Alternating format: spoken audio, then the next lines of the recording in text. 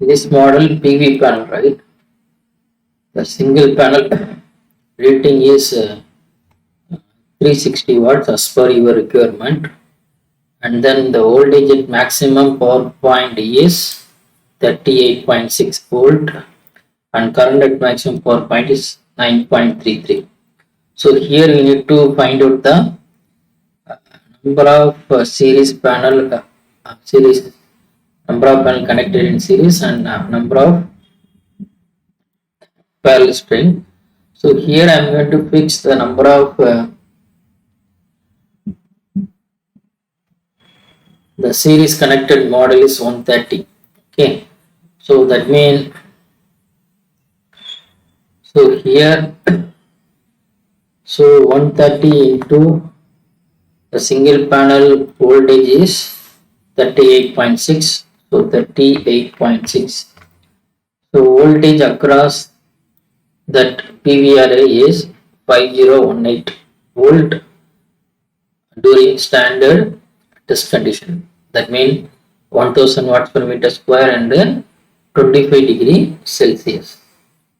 Okay. So here I am going to fix that mean PV panel voltage, right?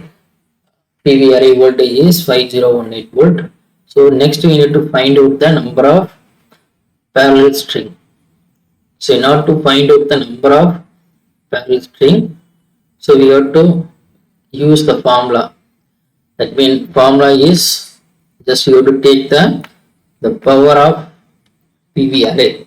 So here we are going to design the power of PV array is 6.5 megawatt. So just you have to type 6.5 e power 6 divided by number of series connected model is 130, and then single model voltage is 38.6 multiplied with the single model current. The single model current is 9.33. Okay, so single model current is 9.33, and then enter. That means power divided by NS into VMP into IMP. Okay, so that means, so MP equal to NP nothing but a number of parallel string, which is equal to power of the PV array divided by NS number of panel connected in series into VMP. That means single panel maximum voltage at maximum power point, and so this is IMP. So that is current at the maximum power point. So then you will get NP. Okay, just go to enter here. So you are getting around 138.83. Okay, so here you are taken that value which is equal to 139. Okay, so rounded value is 139. Then you can see here, right? So this is the PV and IV characteristics of the considered PV array 6.5 megawatt. Okay, so here you can see that the maximum power is 65.08 sorry 6.508 megawatt. Okay, and then voltage will be 5018. Okay, so based upon this value, right, 6.5 megawatt and voltage 5018. Okay, next you have to decide the DC link voltage. Okay, so here we need to decide the DC link voltage. So how we are going to decide the DC link voltage? Okay, so here we are going to connect this PV system to the 11 kilovolt. So here we are consider 11 kilovolt grid system, right? 11 kilovolt to 50 hertz grid system. Okay, so first you have to find out the peak value for that phase voltage, right? So here 11 e power 3 divided by QRT of 3. Okay, so we are going to convert that line to line voltage, okay, into phase to ground voltage. This is around 6.35 kilovolt, right? So next you have to find out the peak value. The peak value is answer, that means that value into square root of 2. So which is equal to 8.98 kilovolt. Okay. So the peak value is 8.98 kilovolt. So here we have to fix the DC voltage requirement. Okay. So then we need to take the DC voltage which is equal to 2 times of the peak amplitude of the grid. Okay. So that means, so this is the peak amplitude. Just you have to multiply it with the 2 into 2. So you are getting almost 17.96, that means 1.79 into 10 power 4 volt, otherwise called 17.96 volt. So this is a requirement. So I am going to choose the voltage is 20 kilovolt. Okay. So here I am going to maintain the voltage which is equal to 20 kilovolt. Okay. So then, so based upon this value, right, that means the terminal voltage of the PV, the power rating of the PV, and then the DC link voltage requirement, right? So we need to design the boost converter.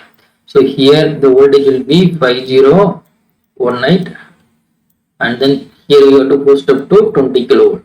Okay.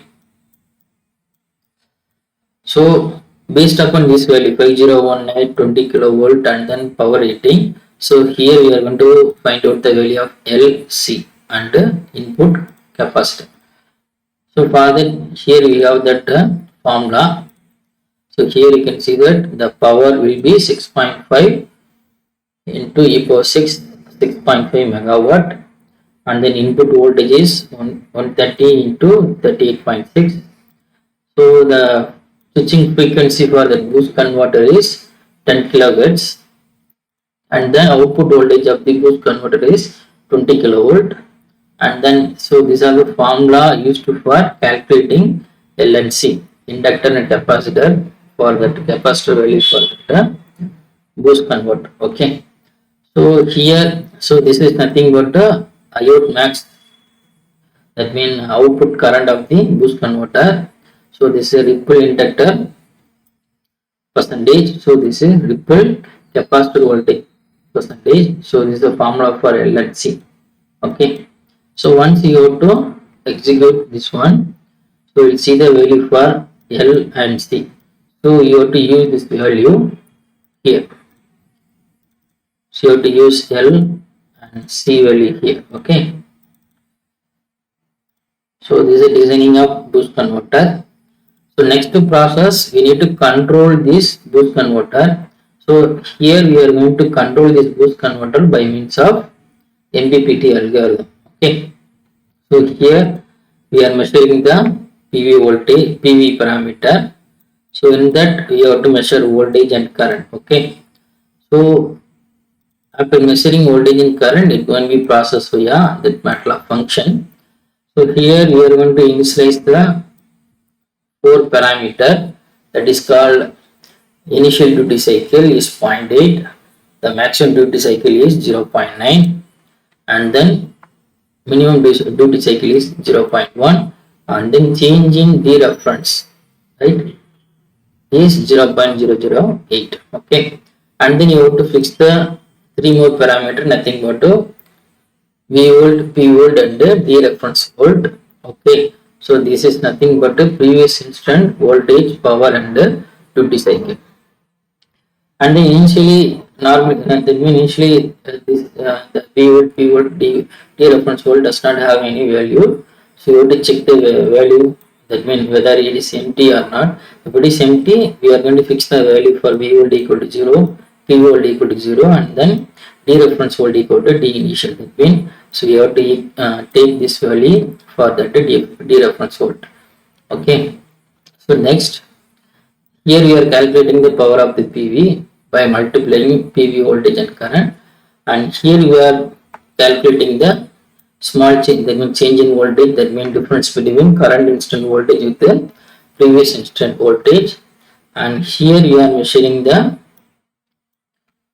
change in power by comparing that means by comparing the current instant power with the previous instant power. So next process you have to check the del P, that means change in power. If change in power is greater than or equal to 0, that means greater than 0. So if del P is greater than 0, next you have to check del V. If del V is greater than 0, we need to decrement the duty cycle. So why we are going to decrement the duty cycle means we need to increase the duty cycle. So increase the voltage. That means, so this is a PV characteristics. So this is voltage and power. So in this condition, when del V is greater than 0 and del V is greater than 0 means this will be that when the operating region will be present in this area, right? So you have to split into area, left side area and the right side area. So in this condition would be present in the left side. So we need to move the point from this to maximum power point condition. So that's why we are decrement the duty cycle. If this condition is not true, the operating point will be in the right side. So we need to decrement the voltage. Okay. So in order to decrement the voltage, we need to increment the duty cycle. Okay. So this is two condition. When del P is greater than 0, when del P is less than 0, again you have to check the del V. Okay. If del V is greater than 0, okay. So del P is less than 0, del V is greater than 0. So this will be, that means that PV operate in the right side of the PV curve, right? So we need to increment the duty cycle in order to reduce the voltage, or else we need to decrement the duty cycle in order to increase the voltage. Okay. So this will be happen again and again in order to find out the duty cycle in order to extract the maximum power from the PV panel. Okay. After finding T reference, okay, if del P is not greater than 0, del P is not less than 0. If del P equal to 0, then you have to maintain the duty cycle which is equal to previous instant duty cycle. Okay. So next process you have to compare that duty cycle, right, with the maximum duty cycle, minimum duty cycle value. If is within that limit, no problem, we have to use the D reference. Okay, otherwise we have to equate the D reference equal to D reference voltage. That means it more than D max or less than D minimum. Okay. So here we are overwriting the value of current instant duty cycle, power and voltage with the previous instant duty cycle, power and voltage, and this code will be keep on executing in order to track the maximum power from the PV panel. So next portion is inverter. So here we have 3-phase inverter. So this is 3-phase inverter, and then here we are measuring the inverter voltage and current, and this is filter, inductive filter, and here we are measuring the grid voltage and current, and this is grid. Okay. So grid is 11 kilovolt, 50 hertz. So here we need to control this inverter in order to get the power from the PV and send it to the grid. Okay. So for that, first we are measuring the grid voltage. So from the grid voltage, the grid voltage is going to be processed via PLL. So here PLL used for finding the phase angle of that grid voltage. Okay. So here we need to have phase angle with respect to time. So we have to find out that phase angle with respect to time, because we need to synchronize the voltage, right? Synchronize the voltage of this inverter with this grid voltage. So for that we need that PLL and the phase angle with respect to time. So for that only we are using this PLL, and then so here this inverter will be controlled by means of voltage control method and the current control method. So for that we have to measure this DC link voltage, and DC link voltage is going to be compared with the constant voltage, because so here we are going to compare with the 20 kilovolt, right? Because here we are going to maintain at 20 kilovolt. So that's why we are comparing with the 20 kilovolt. After that, we are converted to per unit. Okay. So here we have to divide with the 20 kilovolt. Okay. And then it going to be converted into per unit. and then here we are using PID controller, so that means PA controller. So this PA controller will be control that voltage of the DC link and then provide the current reference. So this is known as ID reference. Okay, so this is known as ID reference, and here we are only sending real power from the PV to grid. Okay, so we are not sending any reactive power, so that's why the ID reference will be taken from here, and then IQ reference will be taken as 0. Okay, here we are applying that means DQ control concept. Okay, so here we have that ID and IQ reference. So next you have to measure the grid current, right? Here we have to measure the grid current, and grid current will be converted into per unit. Okay, so grid current will be converted into per unit, and then this grid current will be in three-phase sinusoidal form. So we need to convert to DQ naught form. So here we need to convert to DQ naught. Okay, after that you have to take only D and Q. So this is known as spark transformation, right? So spark transformation convert ABC to DQ naught form. Okay, so here we have DQ, actual DQ of that current, and then it will be compared with the reference ID IQ. Okay, after comparing that one, it will be processed via PA controller. So here we have PA controller. That PA controller will be control that current, and then it will be generate the control voltage in the form of DQ. Okay, so after having the control voltage in the DQ form, so next you need to convert DQ naught form to ABC. Okay, so for that here we are using inverse spark transformation. So here we have three-phase controlled voltage, right? That three-phase controlled voltage will be processed via the speed volume generator.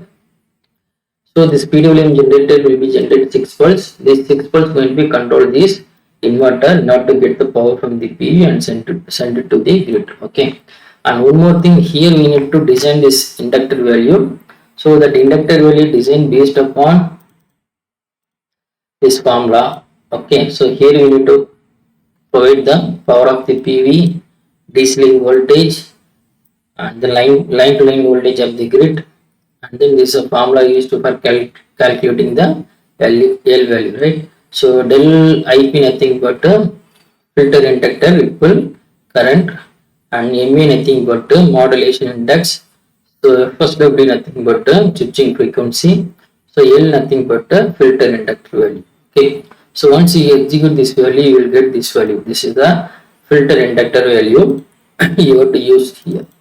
Okay, you have to paste it here. Okay, and then here you are measuring the PV voltage, current and power.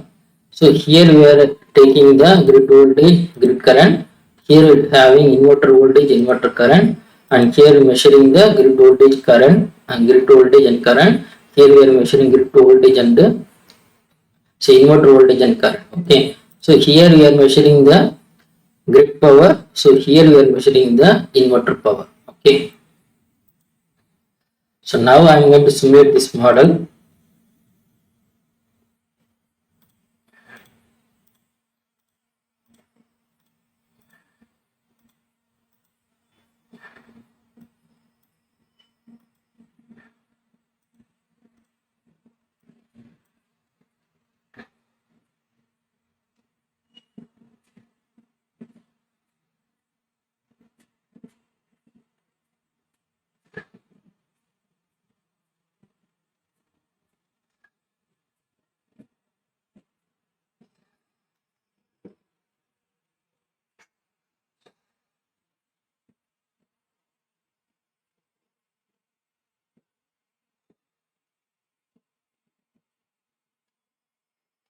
The model start simulating. Okay, so here you will see that, right?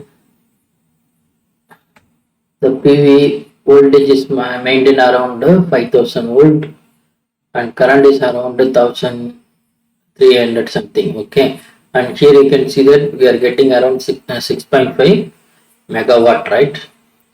So and then this is grid voltage, grid current. So this is inverter voltage and inverter current. Okay. So whatever power we are generating, so that will be given to grid. Okay, via this inverter. And here you can see that this is the grid power and this is the inverter power. Okay, so whatever power in the PV, so that will be processed via inverter and sent to the grid. Okay, so this is a DC link voltage. So the DC link voltage comes to 20 kilovolt, right? So now I am going to change the irradiation and check the changes in the system. Okay, so here I am going to change irradiation to 800. Okay, after changing irradiation to 800, so you will see the changes in the PV and the inverter and the grid. Okay, here you can see that. So the power B comes around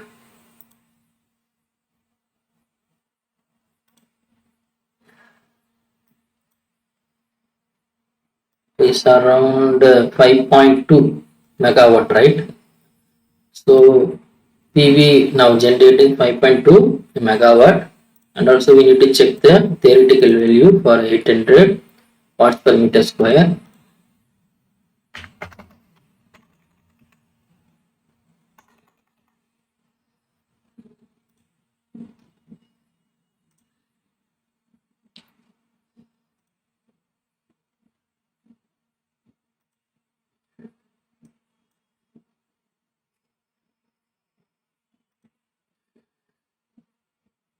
So here was the simulation.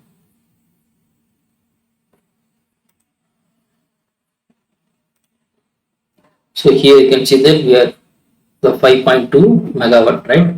The same power will be we are getting from the PV, right? At 800 watts per meter square. Okay. So we are getting the same power as per the theoretical value, right? Again, I am simulating the model. So now I am going to change the irradiation to 500. Okay.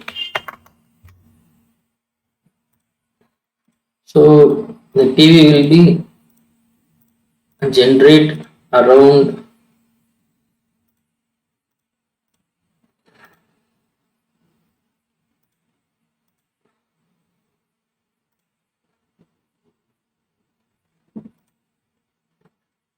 like when 3.27 megawatt, right? 3.27 megawatt. So you will check the result. So here you can see that we are getting 3.27 megawatt, right? So PV will be extracting the power around 3.27 megawatt. So MPPT will be extract the maximum power from the PV, and also as per the change in power, right? The grid power also changing. Okay, and also you can see the variation in the grid current, right? So we will see that variation.